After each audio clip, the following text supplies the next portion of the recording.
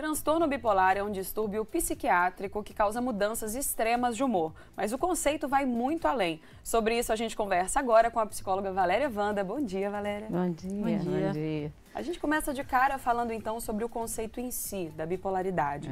De que forma, Valéria, você acredita que a banalização do termo bipolar, quando as pessoas estão diante de qualquer variação de humor e falam, bipolar, você foi bipolar, de que forma você acha que essa banalização atrapalha todo o desenvolvimento em si do assunto? Essa é uma questão, obrigada por mais uma vez estar aqui fazendo um esclarecimento, porque esse tema é um tema muito sério, assim. Até a década de 90 se chamava psicose maníaco-depressiva. E com a mudança do DSM, a gente passou, a gente não, né? Os médicos, a equipe que construiu isso, a chamar de transtorno de humor, entre eles o transtorno bipolar, que é quando há essa variação. Então, essa é a primeira questão. E como eu sempre estou falando isso, as doenças mentais, elas caíram no vocabulário popular. Então, as pessoas passam a dizer, você é bipolar. Né? Confundindo mau humor e até traços também com as pessoas com uma patologia, que é uma patologia que eu considero grave, tá? E que eu acho que a gente hoje possa fazer algum esclarecimento para separar uma coisa da outra. Né? Muita gente recebe esse diagnóstico, não é pouco não. Muita gente, porque ele vem de comportamentos externos, né? E quando eu recebi o convite de vocês para poder falar aqui, é porque há toda uma dinâmica psíquica envolvida na doença, chamada atualmente de transtorno bipolar. E não é porque uma nomenclatura é nova que o problema em si, que a doença em si é nova, sempre existiu, né? Então conta pra gente como que a bipolaridade começou a realmente ser entendida e tratada corretamente. Ela começa com esse termo anterior, a psicose maníaco-depressiva, primeiro melancolia, isso é do século XIX. Os grandes escritores, haviam várias pessoas que apresentavam uma depressão profunda e depois atitudes que a gente chama de euforia, de excitação. E um dos primeiros autores que chama-se Kraepelin, e é mais ou menos 1890, que ele consegue definir e cunhar esse termo, psicose maníaco-depressiva.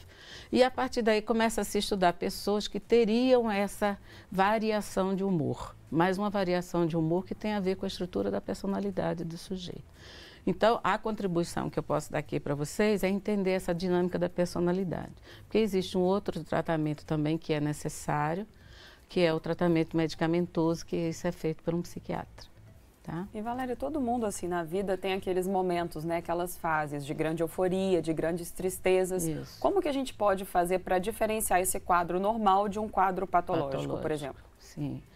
Olha só, primeiro que não dá para misturar, tá, mãe? É muito grave, assim, a diferença.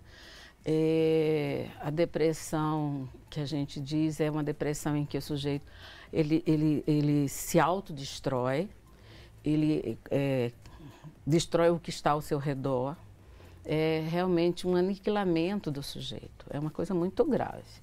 E a mania, por sua vez, é o contrário, né? O sujeito acha que tudo aquilo que era o pior agora virou o maior de tudo.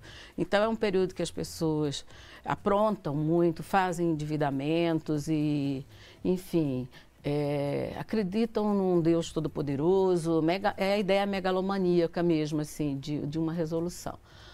A gente vê isso em graus menores, em sujeitos na patologia dos neuróticos, que seria o quê? As pessoas, por exemplo, um dos sintomas que a gente tem da depressão grave é o endividamento, que é um sintoma extremamente contemporâneo, né, em que as pessoas acham que consumir garante uma felicidade. Então, eu vou na rua, compro para que eu me sinta feliz. A princípio, isso seria um sintoma dessa mania, em graus neuróticos, entende? Mas isso é levado a graus muito maior para a gente pensar nessa patologia que a gente está discutindo aqui. Então é isso, a gente tem sim sintomas principalmente nesse universo, onde se busca felicidade, onde se busca realização através do consumo. O consumo é uma fonte desse sofrimento ambivalente, né? O tempo inteiro. Porque se eu não consigo pagar o que eu consumo, então eu entro em depressão. Tá certo? E qual a importância do diagnóstico precoce, né? Quais podem ser aí os prejuízos para a vida do indivíduo que não tem esse diagnóstico o quanto antes? Primeiro que ele traz muito transtorno para si mesmo, né? Como eu dei alguns exemplos de descuido consigo próprio, descuido com os relacionamentos amorosos, não são pessoas de fácil trânsito, e financeiramente, enfim. A gente diz que é o sujeito que perdeu os ideais, não acredita mais nos ideais. Então, é um cara que o que ele tem para oferecer para as outras pessoas é o mal que está dentro dele, né? Mas a doença em si, ela começa muito cedo, desde lá da infância. Então, esses traços existem. Só que isso, às vezes, não é muito considerado na família, né? Mas são pessoas que desde muito cedo já têm uma conduta diferenciada.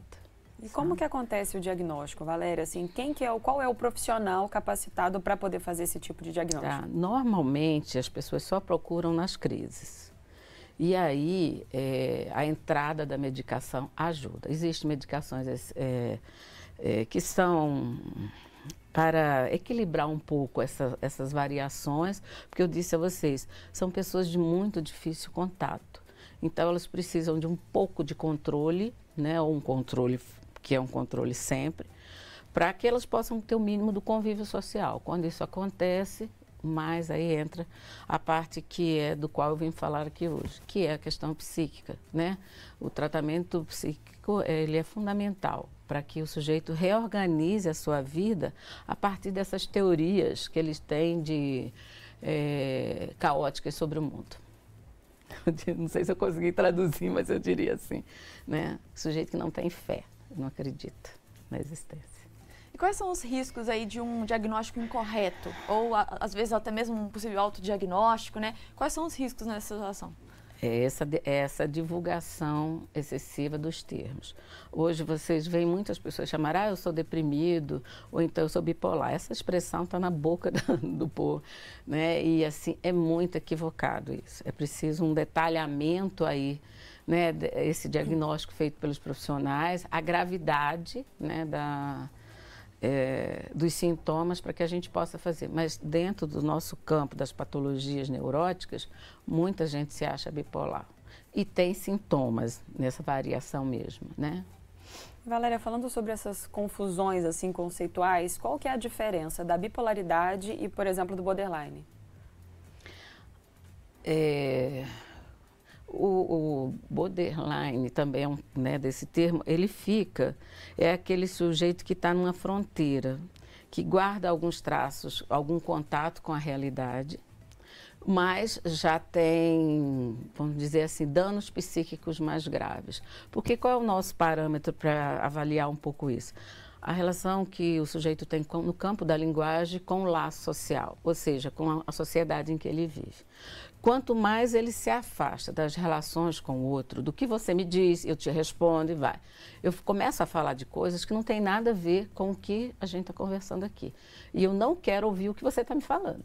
Eu me fecho. Então, eu começo a entrar num sistema que a gente chama de delírios e alucinações, em que o contato com o outro é extremamente prejudicado. E isso varia de grau. Então, a gente tem os neuróticos, os borderline e a psicose, que é do que a gente está tentando chamar hoje de transtorno bipolar.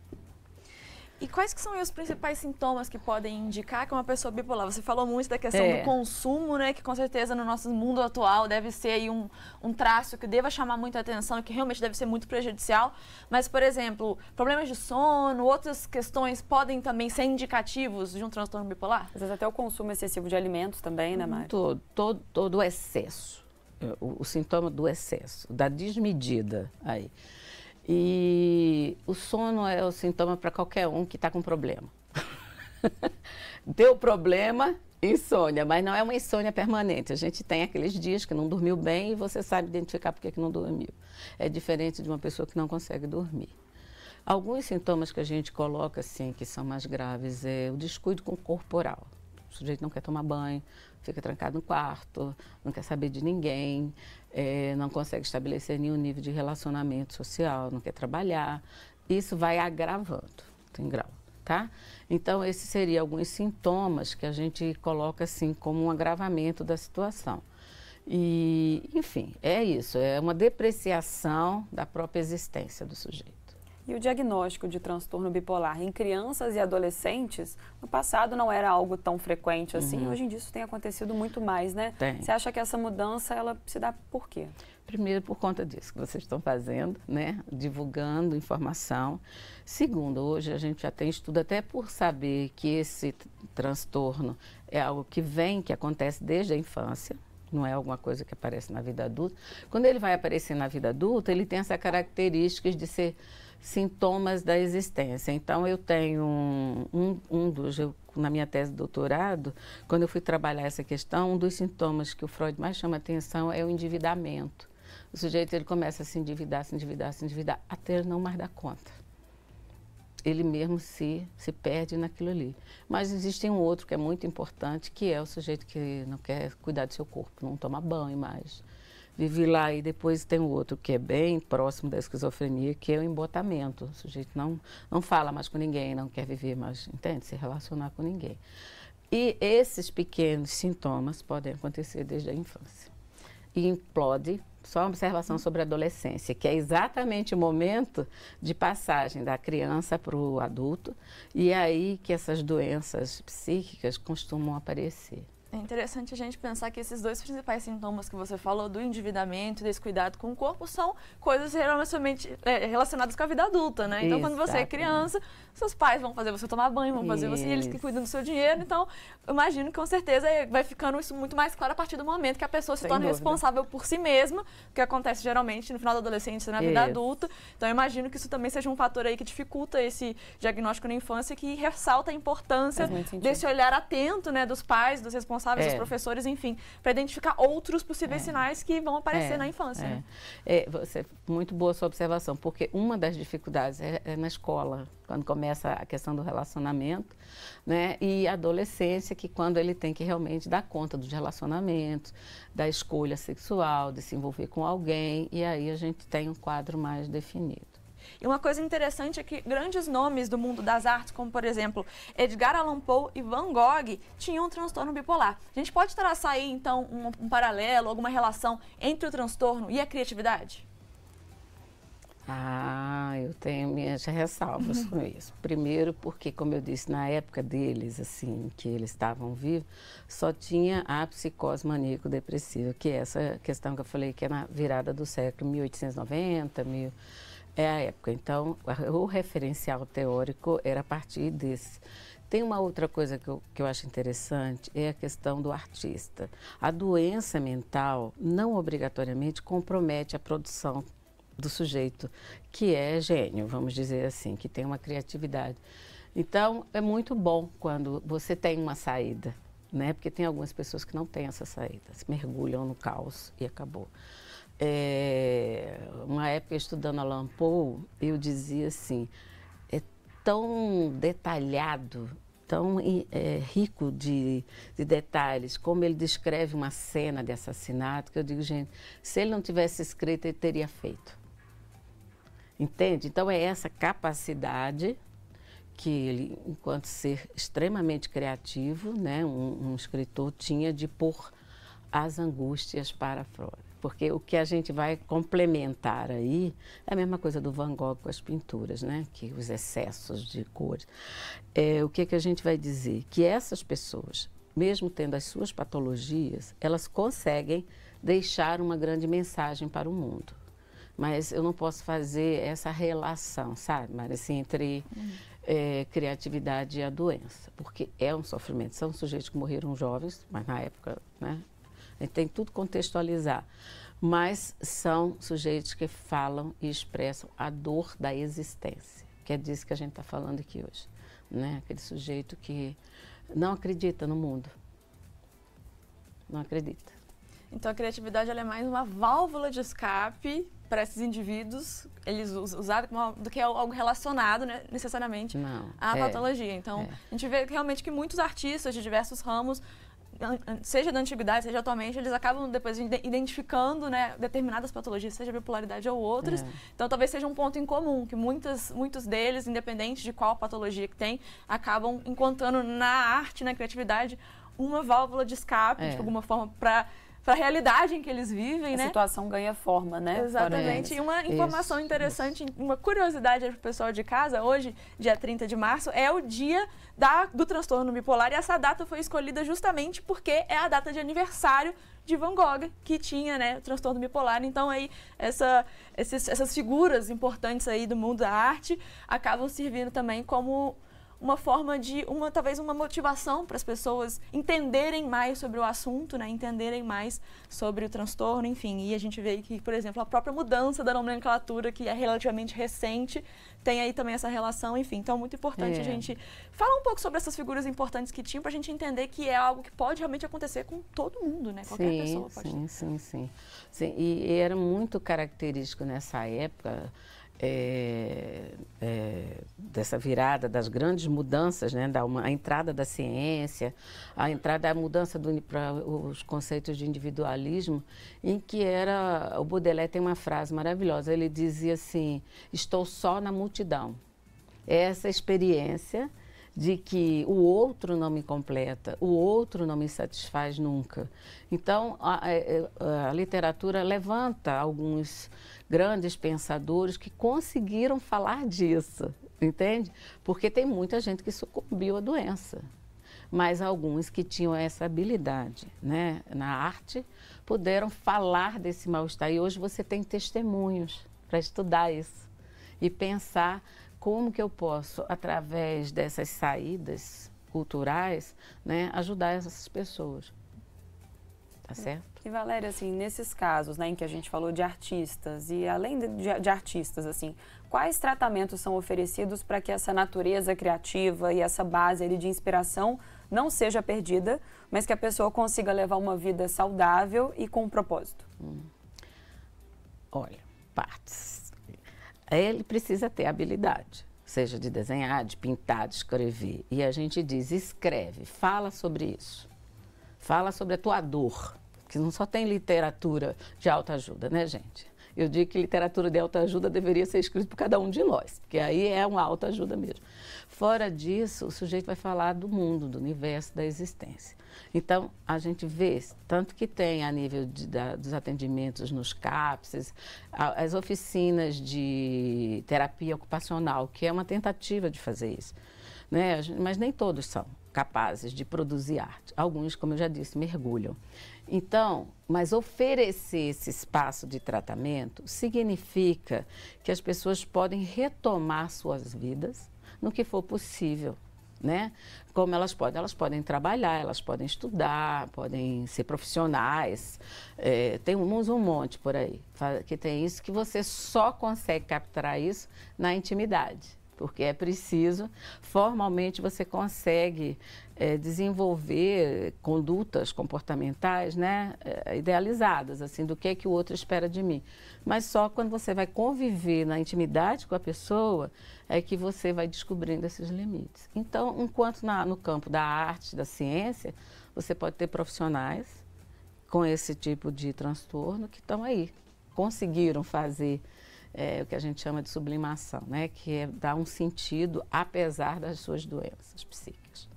A gente recebeu várias perguntas aqui do pessoal de casa, a gente aproveita para convidar o pessoal para participar do nosso programa. A primeira que a gente recebeu é da Ivanilde, de Matheus Leme, e ela pergunta o seguinte: a ansiedade tem relação com transtorno bipolar? Não.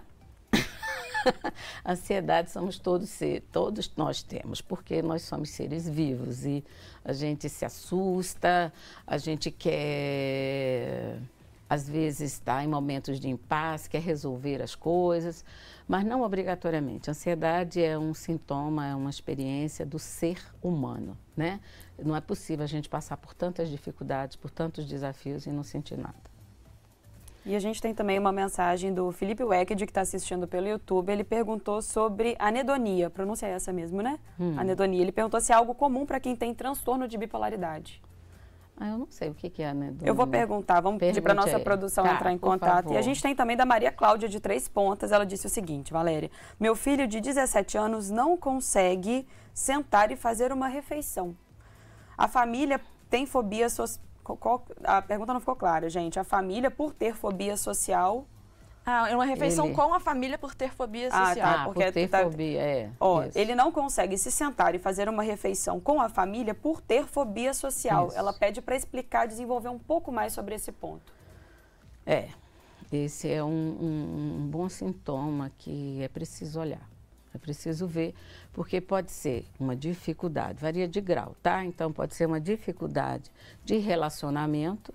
Hoje você tem uma geração de jovens que estão trancados nos quartos e a gente tem que ficar de olho nesses quadros de depressão, né? O mundo real está desinteressante, então eu só quero saber do universo virtual. Mas não resta dúvida, se vocês todos têm o hábito e sempre tiveram de sentar juntos à mesa, participarem da vida coletiva, né, assim, e ele está se excluindo disso, é importante olhar. E Valéria, agora sim, voltando ao conceito, né, de anedonia, é sobre a incapacidade de sentir prazer em atividades normalmente agradáveis. Esse pode ser um ponto, então, do transtorno bipolar? Pode, mas não obrigatoriamente. Tem um monte de gente que não gosta de nada. Tem um monte de gente... Não precisa necessariamente ter um diagnóstico de bipolar. Agora, no termo do senso comum que a gente fala, aí sim, aí cabe bem. Né? Aquela pessoa que nunca está satisfeita com nada. E aí, o que ela faz? Mergulha no universo dela.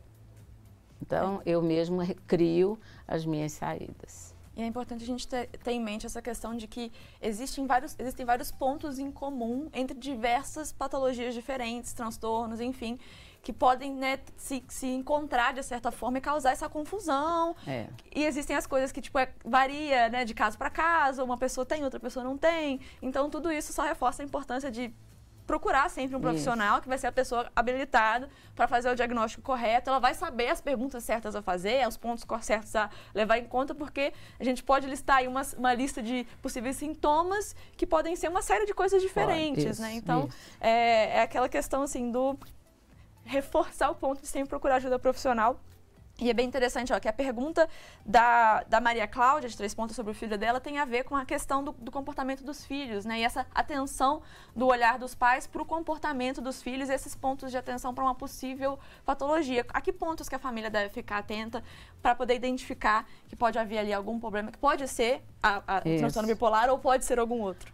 Vou te dar um exemplo de um outro que faz uma confusão muito grande, o transtorno de atividade e de atenção, TDAH. É um transtorno infantil que, se você levantar os sintomas, é muito parecidos com esses e você precisa fazer o diagnóstico diferencial, porque às vezes não é uma agitação, não é uma criança que tem problemas de comportamento, ela tem algo mais ali, tem um transtorno que ela não consegue controlar, né? Então, hoje é o maior equívoco, por isso que é difícil o diagnóstico na infância, porque hoje a gente tem esse do transtorno afetivo, o transtorno de atenção, né? E ele faz um equívocozinho. Às vezes a gente leva um tempo para se limpar, né? Que eu digo assim, igual uma ferida, a gente limpa para ver qual foi a gravidade do caso. Mas eu acho que o que é importante é a gente não cair na armadilha do senso comum, sabe? Você pode dizer, eu estou deprimida, hoje eu gastei tudo, hoje eu estou na mania. Tá, vou fazer 1000 festas, vou inventar. Tudo bem, você pode usar, desde que você saiba que você está fazendo um apelo aí no vocabulário. E a gente falou sobre a importância, né, desse diagnóstico precoce, e vamos falar agora na prática, né? A partir do diagnóstico, o que precisa ser feito, né, sobre essas formas de tratamento? O acompanhamento médico, a parte de medicamentos mesmo, né? E um outro ponto que eu acho que pode ser importante é talvez o ambiente em que aquela pessoa vive, né? De que forma as relações podem influenciar positivamente ou negativamente. A vida pode ser normal a partir do acompanhamento médico, profissional e de medicamentos? Normal no sentido de que cada um vai viver o que é possível, assim. Vai ser da forma que é possível ser. Isso é que é o meu conceito de normal. Então, é um conceito de normalidade estendida, não dá para botar na linha do trem, tá? Então, cada família, inclusive, também segue essa regra. Claro que essas situações, a família precisa ser amparada também, né? Então, assim, é isso. É preciso fazer, às vezes é preciso entrar com medicação, normalmente quando é mesmo o transtorno bipolar precisa entrar com a medicação para controlar um pouco essas mudanças e o acompanhamento da família e da criança e do adolescente. E do adulto também, incluo do mesmo jeito. Porque, como eu disse a vocês, um dos sintomas fundamentais é esse afastamento do sujeito do mundo. A negação, né? Ele perdeu algo da existência dele, que não faz mais vínculo com os outros. Então, do mesmo jeito que ele está aí solto, vagando pelo mundo, daqui a pouco ele diz, eu sou a pessoa mais maravilhosa do mundo. E inventa uma história para si próprio, de endeusamento, de uma história brilhante, mas isso tudo é em graus muito elevados. E uma pessoa, então, que faz o tratamento, que segue, né, tem um diagnóstico, faz o tratamento, acompanhamento, tem uma base saudável na família, uma base social saudável. Fica atenta a isso, que fica atenta a isso e que se cuida. É pra gente falar, então, que ela pode viver uma vida até mais emocionalmente estável do que quem não tem um diagnóstico? Mas com certeza. Com certeza. Porque, como eu disse, meu conceito de normalidade, ele é mais extenso. E acolher as particularidades de cada pessoa, de como cada um, as experiências que teve na sua vida e a forma como resolveu é fundamental. Então, assim, sim, se essas pessoas tiverem um tratamento adequado, né, elas vão poder participar da sociedade tranquilamente. O problema que a gente tem é o problema do diagnóstico, que normalmente não é feito de forma adequada, e a negação da doença.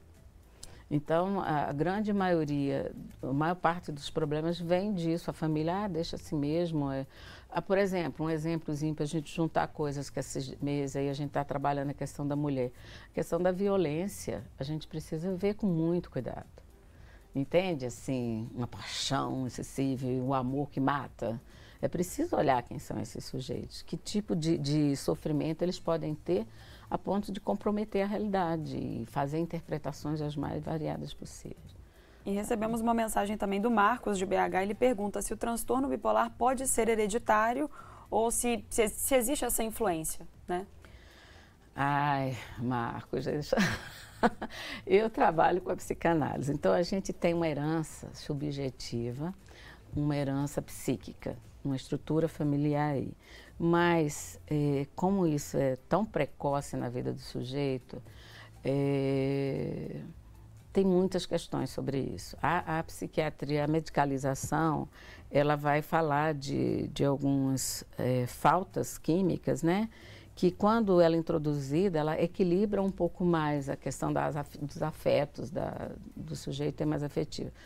Mas eu diria a você que é muito difícil saber qual é esse ponto, porque é uma relação do sujeito com o mundo, assim, e isso acontece desde sempre, desde bebê, sempre tem algum sujeitinho ali que tem muito mais dificuldades do que outro, né, se relacionar.